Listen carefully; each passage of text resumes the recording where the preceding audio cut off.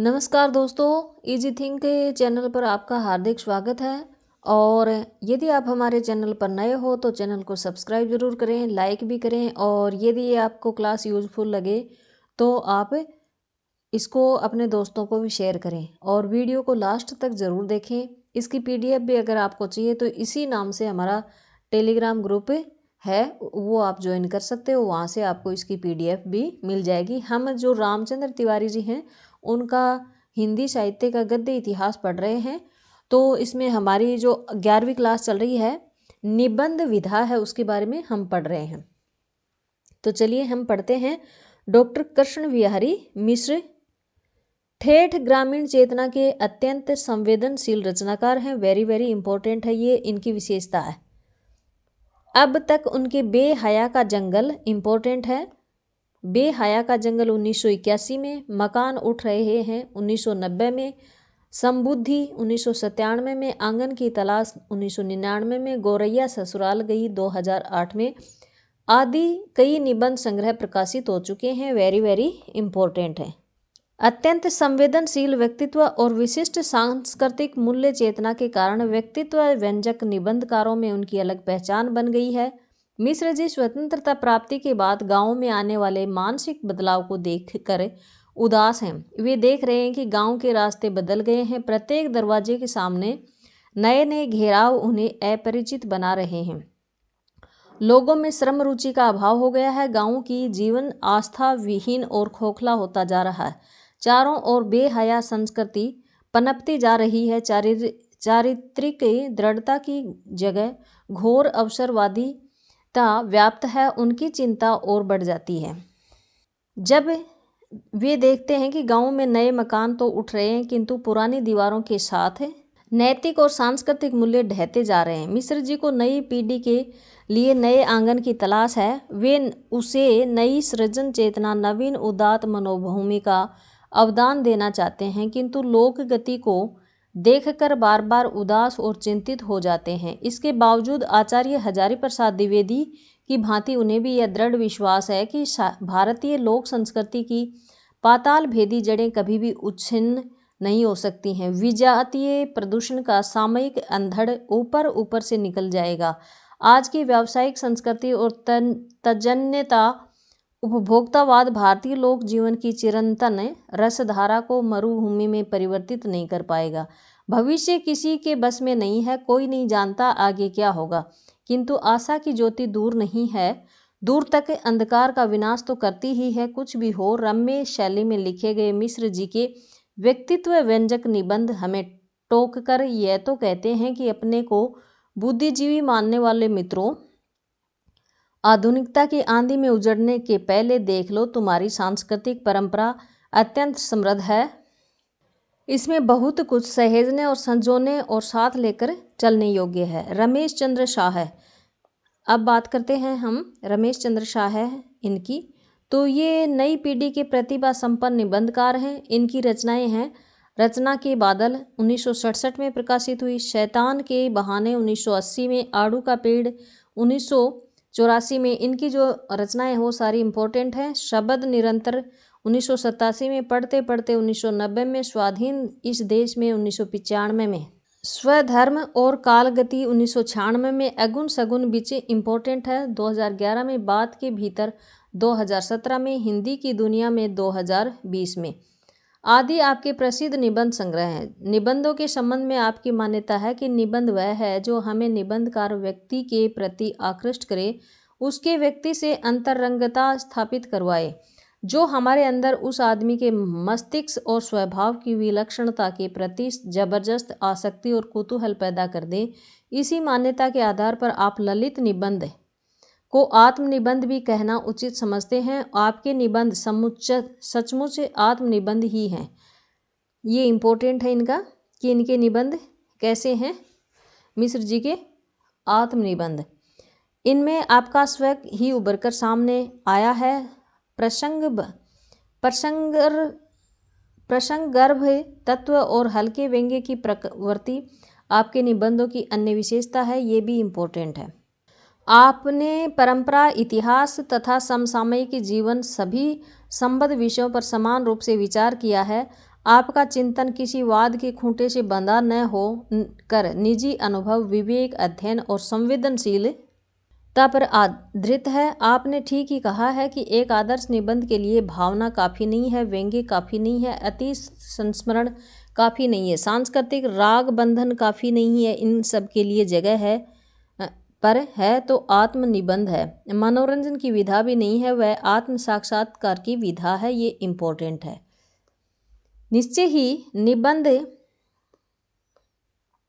विधा के क्षेत्र में श्री रमेश चंद्र शाह ने संभावना का एक नया मार्ग प्रशस्त किया है। श्री शाह की विचार भूमि विस्तृत है, उसमें आप अनेक भारतीय एवं यूरोपीय नए पुराने दार्शनिकों, विचारकों, कवियों और रचनाकारों के विचारों की अनुगुण सुन सकते हैं। श्री शाह को सबसे बड़ी चिंता इस बात को लेकर है कि इस समय हमारा देश और समाज संस्कृति के सभी क्षेत्रों में, चाहे वह धर्म हो या फिर अध्यात्म हो, चाहे राजनीति, साहित्य, एक अभूतपूर्व अराजकता का आखेट बन गया है। सभी क्षेत्रों में एक परोपजीवी और भोथरी संवेदना वाली मानसिकता का बोलबाला है। श्री शाह ने अनेक संदर्भों में अनेक प्रकार से अपनी चिंता का इजहार किया है। उनके निबंधों में उनकी ये चिंता ही विविध रूपों में मूर्त हुई है। ये इम्पोर्टेंट है। यहाँ से ये जो रमेश चंद्र शाह हैं उनकी निबंधों की विशेषता है।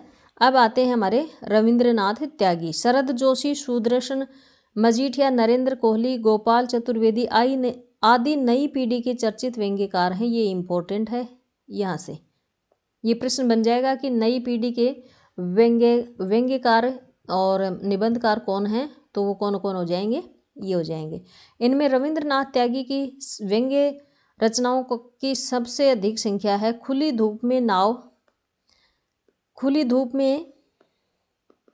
नाव 1963 में, भीति चित्र 1966 में, मल्लीनाथ की परंपरा 1969 में, कृष्ण वाहन की कथा 1971, देवदार के पेड़ 1973, शोक सभा 1974, अतिथि कक्ष 1977, सुंदर कली 1978, फूलों वाले कैट्स 1978, ऋतु वर्णन 1979, आत्मलेख 1979, भद्र पुरुष 1980, इस देश के लोग 1982, पदयात्रा 1985, पराजित पीढ़ी के नाम 1988, विश्व कन्या 1990, गणतंत्र दिवस की शोभा यात्रा 1991 में, देश विदेश की कथा 1994 में, इतिहास का शव 1993 में, शुक्ल पक्ष 1994 में, चंपाकली 95 में, भाद्रपद की सांझ 1996 में, लाल पीले फूल 1997 में, पूरब खिले पलाश 1998 में, कबूतर, कोए और तोते 2001 में, एक चिरंतन कथा 2004 में, यक्ष प्रश्न 2005 में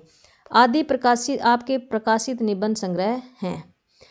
रविंद्रनाथ त्यागी का अनुभव और अध्ययन विस्तृत है। समाज के विविध वर्गों की जीवन स्थितियों और उसकी विसंगतियों को वे अच्छी तरह पहचानते हैं, इसलिए उनके व्यंग्य का दायरा विस्तृत है।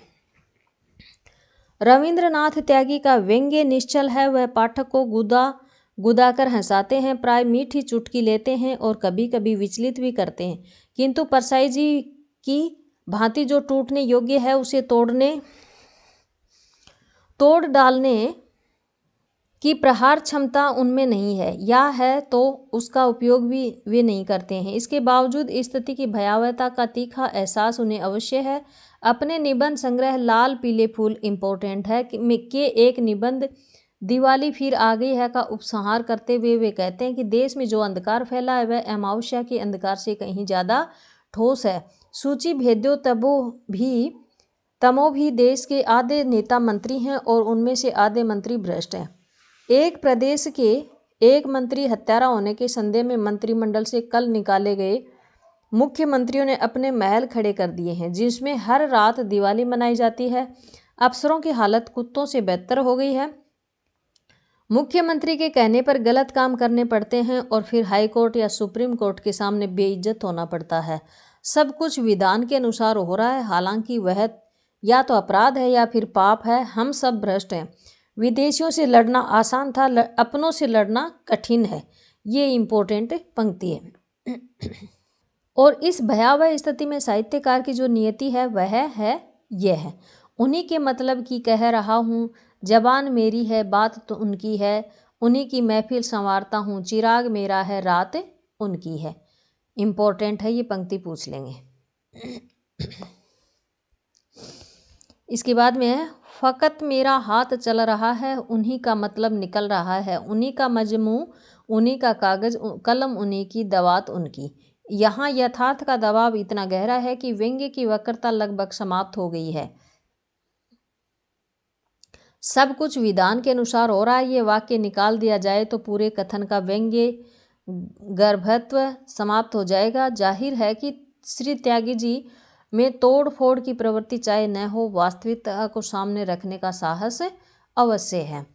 अब आते हैं शरद जोशी के यथासंभव जीभ पर, इनकी ये इम्पोर्टेंट है ये, क्योंकि ये पूछे जाते हैं। यथासंभव जीभ पर सवार इलिया 1971 में, हम भ्रष्टान के भ्रष्ट हैं हमारे, किसी बहाने 1971 में, राह किनारे बैठ 72 में, तिलस्म 73 में, दूसरी सतह 75 में, यत्र तत्र सर्वत्र 2000 में, नदी में खड़ा कवि 12 में, और घाव करे गंभीर 12 में, बोट लें दरिया में डाल 2012 में, आदि अनेक उनके कई निबंध संग्रह प्रकाशित हैं।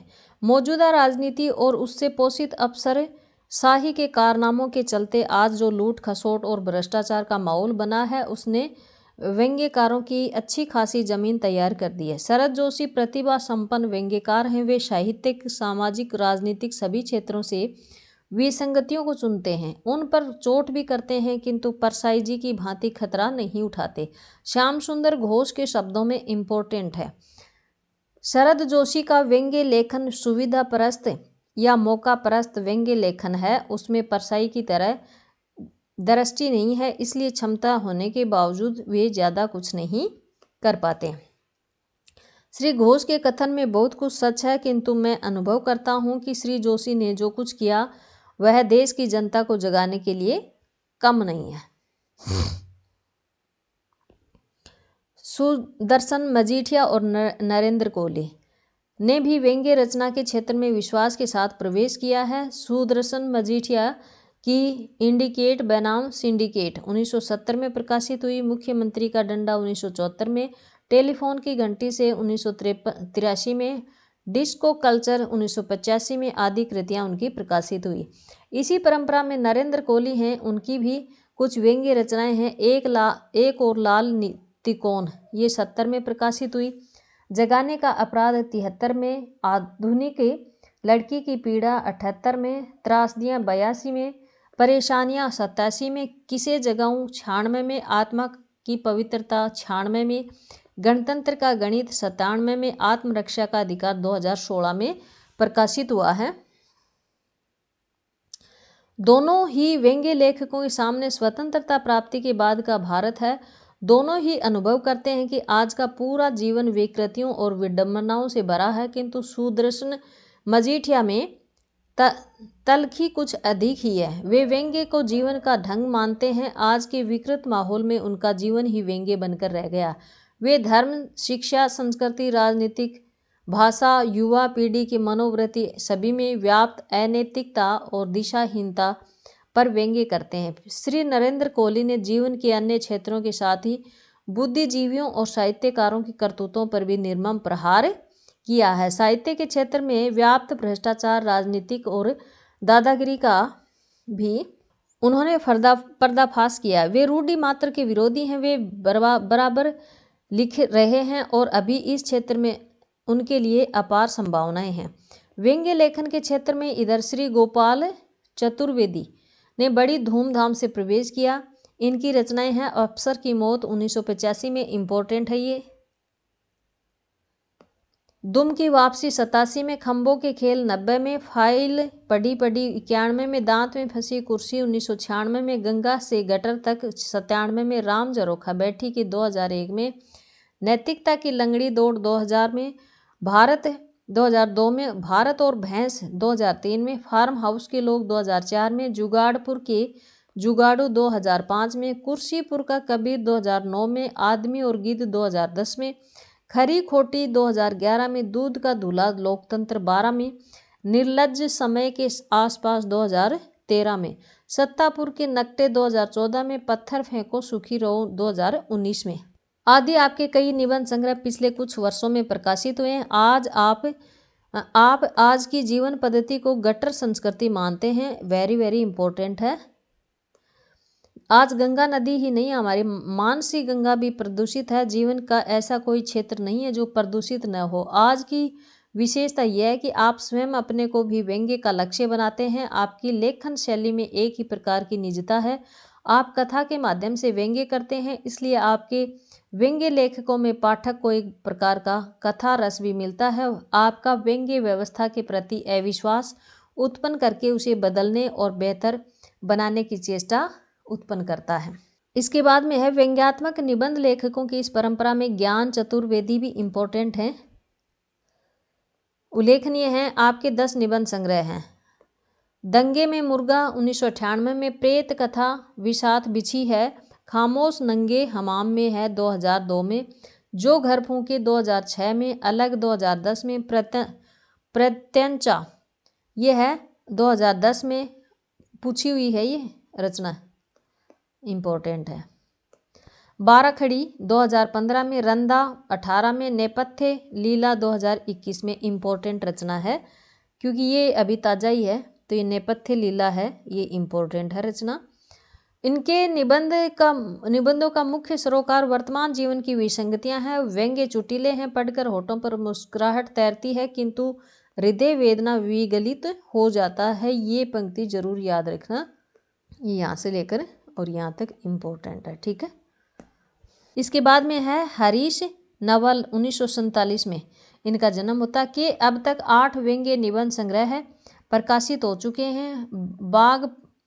बागपत के खरबूजे 1987 में, माफिया जिंदाबाद 2011 में, दिल्ली चढ़ी पहाड़ और पीली छत पर काला निशान दीनानाथ के हाथ, वाया पेरिस आया गांधीवाद, निराला की गली में, अमेरिकी प्याले में भारतीय, ये 2018 में प्रकाशित हुई है।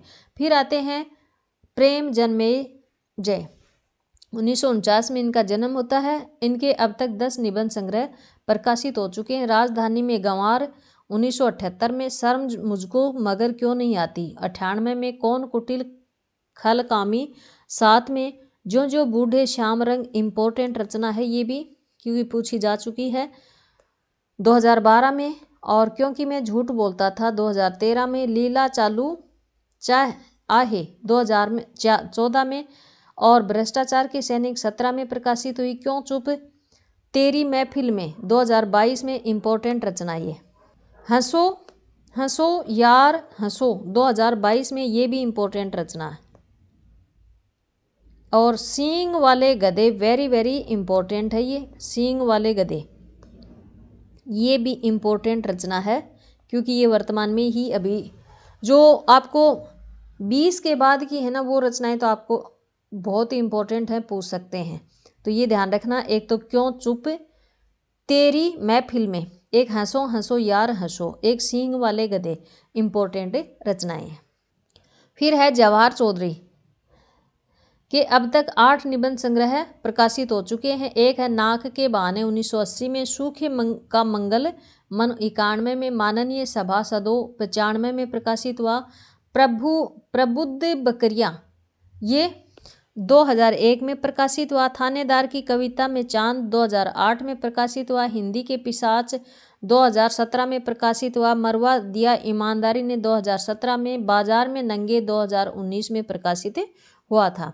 इसके बाद है सुशील सिद्धार्थ, इनका जन्म होता है 1958 में और मृत्यु होती है 2018 में। अब तक 5 निबंध संग्रह हैं।